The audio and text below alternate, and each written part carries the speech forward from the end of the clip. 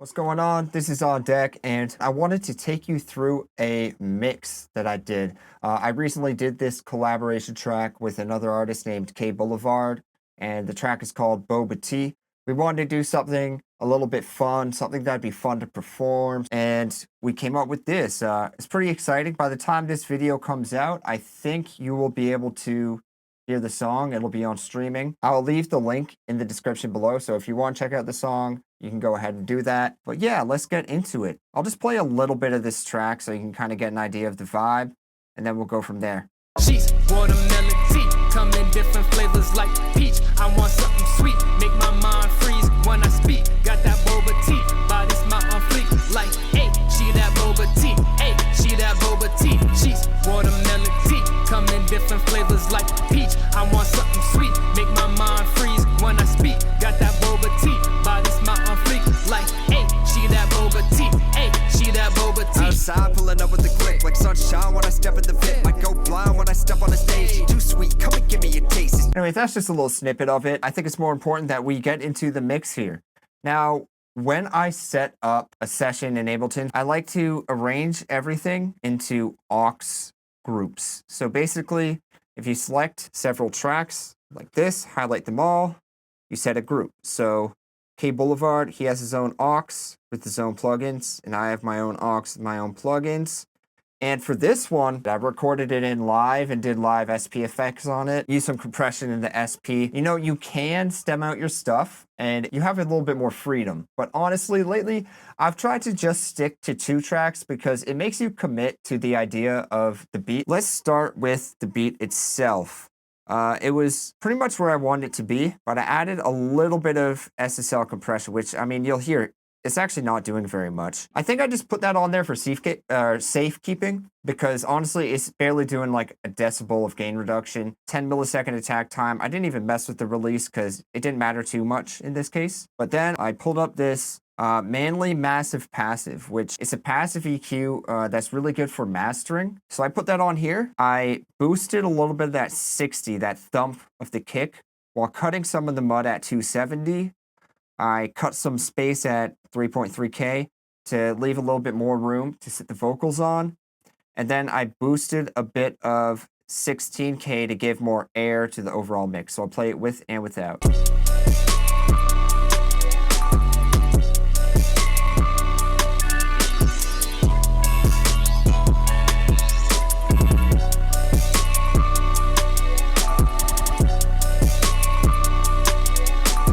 That's the majority of it. I also cut out a little bit more of this 8K frequency here because I had a really loud hi-hat and I wasn't really happy with how loud I made the hi-hat in the mix. So I just wanted to cut a tiny bit of that out. With my Pro Q here, I did some more stuff. Let me dig into this a little bit more. When I'm working with the 2-track, typically I'm going to want to take out some of those like 1.5 to 3K, maybe even a little bit higher frequencies, because that's where intelligibility of the vocal will sit.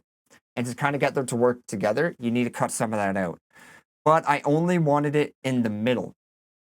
So I changed this. If you have Pro Q3, you could change the stereo placement of the EQ band.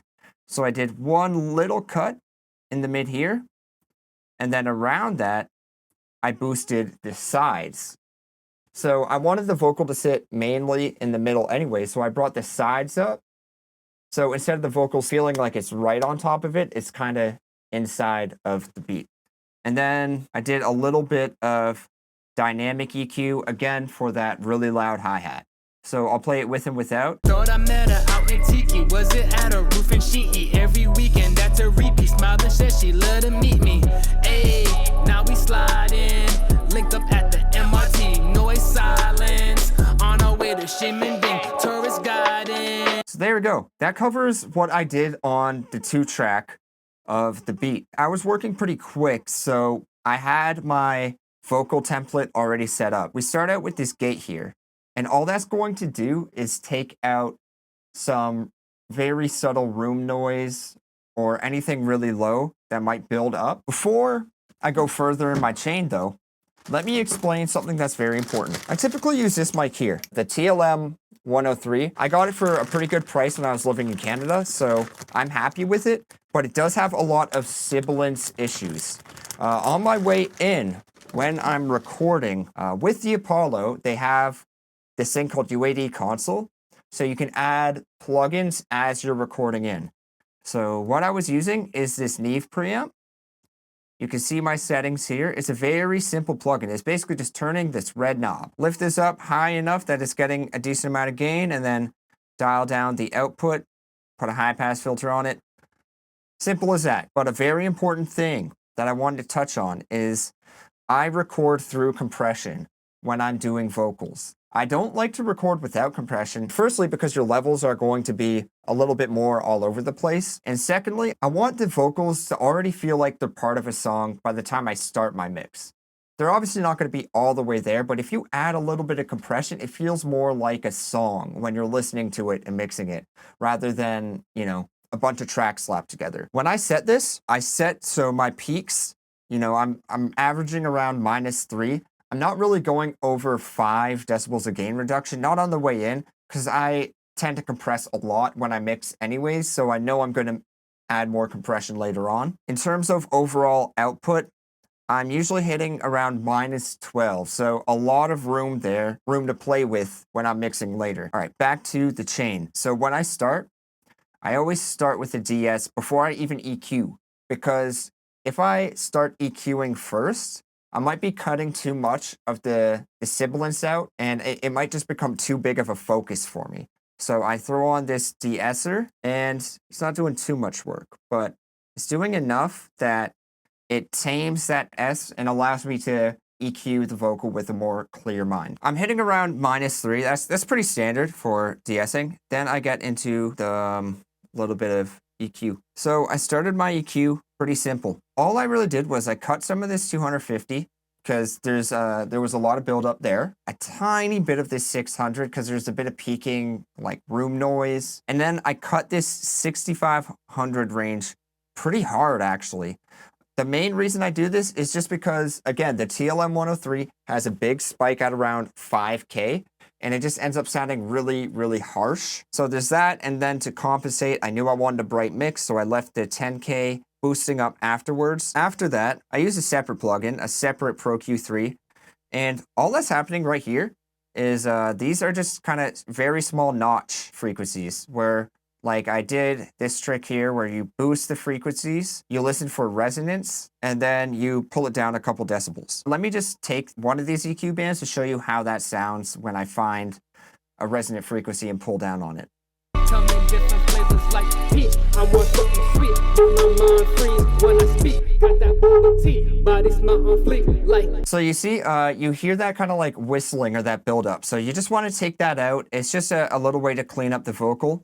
And then some additional dynamic EQ just to control that high-end harshness that comes in. Then we can do more creative stuff. That's where we come in with the SSL-E channel here. I have a pretty straightforward method of how I'd EQ a male voice. It usually looks something like this.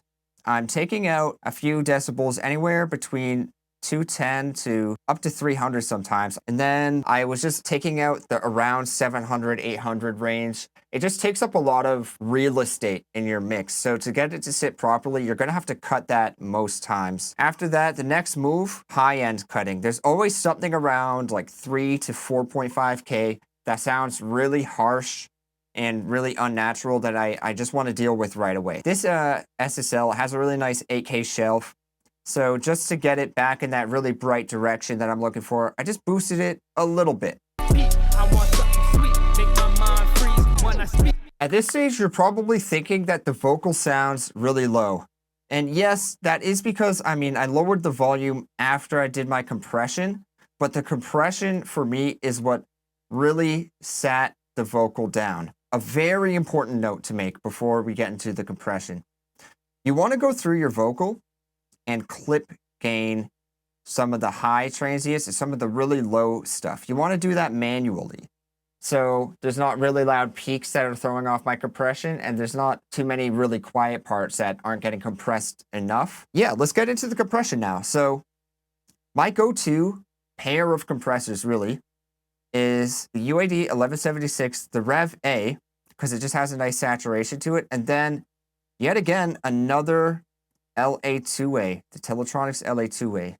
These versions that I'm using, these are all UAD plugins, but you can use other kinds. You can use like Wave, Slate, probably Arturia. There's so many different kinds now, and they're all good. So don't trip about it if you don't have the exact ones that I have, because it doesn't really matter. They're going to sound good. We go into this UAD plugin where a lot more compression is going to be getting done. Fastest attack, and then a really fast release. The knobs are like backwards, which sounds kind of weird, but basically attack at 7 is the fastest. It's not the slowest, it's the fastest. It's backwards. And then the release is dialed back a little bit, but it's just a very fast compression. I'm averaging anywhere around like 4 dB reduction to like some of the peaks even bounce up to 7. But then it goes into this LA2A, and they work together because the LA2A is a slow compressor. Well, relatively slow, being that it's an opto emulation. The FET emulation of the L1176 is really fast. So it's like the 1176 is catching the peaks, compressing those, and then doing a handoff to this LA2A, which just brings up like an overall level. So let's check it out with both of those compressors on. I want something sweet, make my mind freeze when I speak. Got that Boba tea, body smile on fleek. Like, hey, she that Boba tea, hey, she that Boba tea. It's quite a bit of compression. You know, it can get up to about 7 decibels on each of those. You could get up to like 20 decibels of gain reduction without it sounding over compressed sometimes. Then again, I mean, I'm not an expert. I just like the way it sounds. So maybe I'm tripping, maybe I'm over compressing, but anyways, next step, tonal EQs. Again, I'm kind of using a pair of plugins here. I'm using the Pultec Mid EQ. These are both EQs that add a lot of saturation, but this one's more known for it. This Pultec EQ-P1A. The Waves version is called like a Puig Tech. They do the same thing. I start here. I had too much 700 again, so I wanted to dip that out, but I also wanted to boost that 1.5K. The 1.5 region for vocals it's very important. There's a lot of intelligibility there. After that, goes into this Pultec EQ-P1A, and I'm just using this for high end. If you change this bandwidth knob here to a really broad bandwidth, and then you boost up, say something like 10, anywhere between 8 to 12, it's going to give you a really soft top end boost. It gives you that sparkle without giving you too much of that harshness. Thought I met her out in Tiki. Was it at a roof and she eat every weekend? That's a repeat. Smiled and said she loved to meet me. Hey, now we sliding. Linked up at the MRT. Noise silence. On our way. We're getting towards the end of the chain here. Typically, I'd use a limiter, but this time, I suppose I just ended it with Boba. This is a Max Relive device, and it kind of emulates that Soothe plugin. I just noticed there was like a harsh top end after doing all that boosting, which it's not a surprise. You're going to get that. But I love the sparkle of it, but not so much the harshness. So I just threw that on there. It's pretty light, but it's enough just to keep it in its place. One more time, we'll play it. At the MRT, noise silence. On our way to Ximending, tourist garden. If you want to see Taiwan, come by then.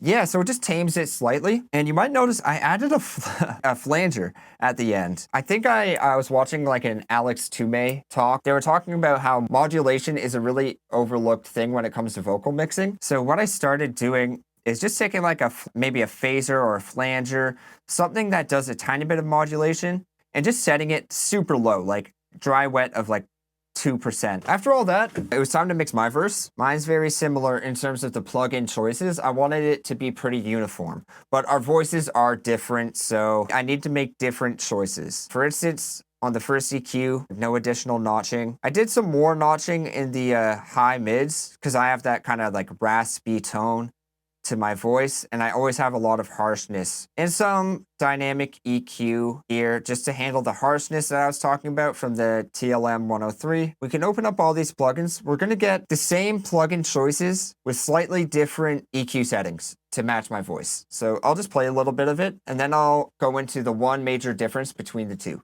Outside, pulling up with the grip, like sunshine when I step in the fit. I go blind when I step on the stage. Too sweet, come and give me a taste. It's loose leaf that I hold in my left, whiskey that I hold in my right. Maybe I'm tripping for thinking I'm feeling like Bruce Lee. We can kick it all night. You know we. The major difference between my verse and K.Blvd's verse was towards the end. when I cut out a lot of that low end like I did on his, I felt like I was lacking the chest voice sound. The mids, that 6K range, was still too harsh on me. The mids, the high mids, pretty much from 1K to, I don't know, where did I put this? Yeah, I guess 1K to 4K. Like, I just kind of pushed that down a little bit after I did all my compression to keep it a bit more uniform before using Boba here. So I'll just take off the last two plugins, and I'll show you the differences between the other decisions that I made. I'm pulling up with the click like sunshine when I step in the fit. Might go blind when I step on the stage. Too sweet, come and give me a taste. It's loose leaf that I hold in my left, whiskey that I hold in my right. Maybe I'm tripping for thinking I'm feeling like Bruce Lee. We can kick it all night. You know. Now that we talked about the actual plugins we put on the mix, I want to take a second to talk about my returns. I like to set up at least 2 reverbs for vocals, and this first one here is just a convolution reverb.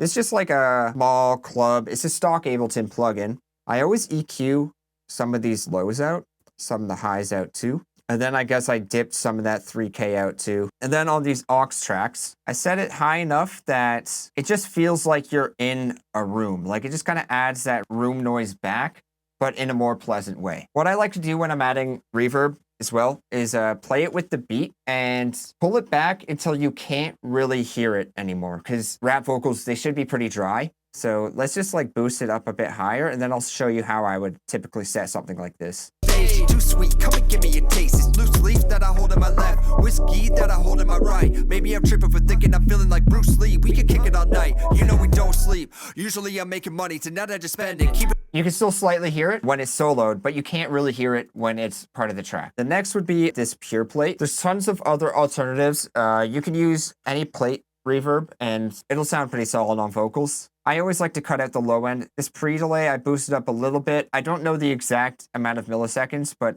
I just wanted to push it back slightly. You just want to listen to it. You don't want it completely at 0 if it's a longer reverb, because you want it to add some depth. Basically, we'll dial this in the same way we dialed in the other reverb. Me a taste. It's loose leaf that I hold in my left, whiskey that I hold in my right. Maybe I'm tripping for thinking I'm feeling like Bruce Lee. We can kick it all night. You know we don't sleep.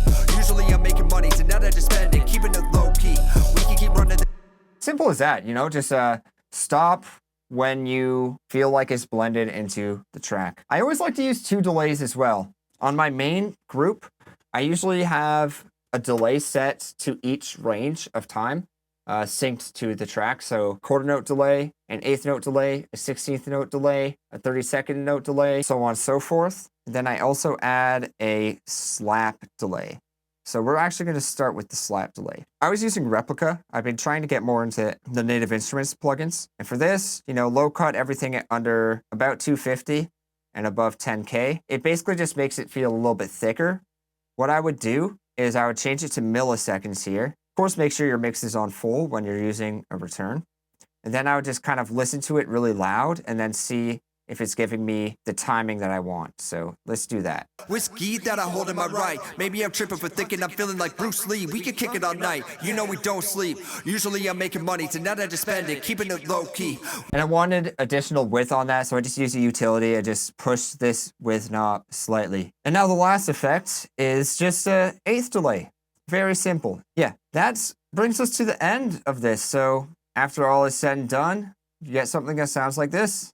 Come in different flavors like peach. I want something sweet, make my mind freeze when I speak. Got that Boba tea, body smart on fleek. Like, hey, she that Boba tea. Hey, she that Boba tea. Outside pulling up with the click like sunshine when I step in the fit. Might go blind when I step on the stage. Too sweet, come and give me a taste. It's loose leaf that I hold in my left, whiskey that I hold in my right. Maybe I'm tripping for thinking I'm feeling like Bruce Lee. We can kick it all night. You know we don't sleep.